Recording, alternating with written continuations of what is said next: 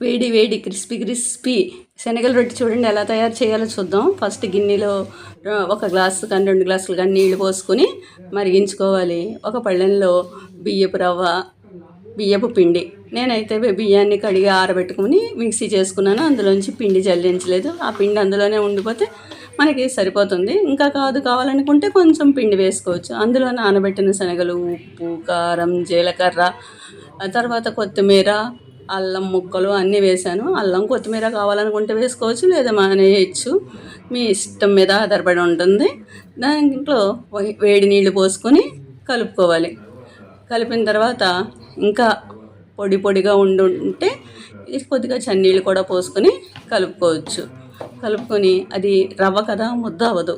మనం పిండి ముద్ద చేసినట్టుగా ముద్ద అవ్వదు, కానీ రొట్టె మాత్రం బాగానే వస్తుంది. ఆ తర్వాత అలా కలుపుకొని కావాలంటే చన్నీళ్ళు పోసుకొని కలుపుకున్నాం కదా.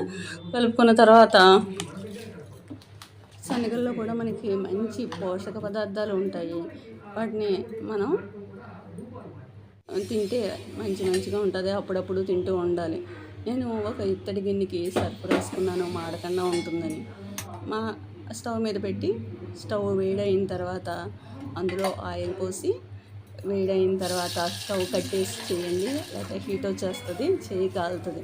అట్లా ఒక ముద్ద పిండి వేసుకుని నూనె రొట్టె నొక్కుని మరలా నూనె వేసుకుని మూత పెట్టుకుని 2 నిమిషాలు సిమ్లో ఉంచుకుంటే వేడి శనగల రొట్టె రెడీ అయిపోతుంది. ఇంపాదిగా చక్కగా ఇలా గంటతోటి కదిపితే రొట్టె కదులుతుంది. దాన్ని తిరగవేసి ఇంకొక 2 నిమిషాలు ఉంచుకుంటే చాలా బాగా అవుతుంది. మా అమ్మమ్మ గారి ఇంట్లో చాలా ఎక్కువగా వేసేవారు పూర్వం. మీరు కూడా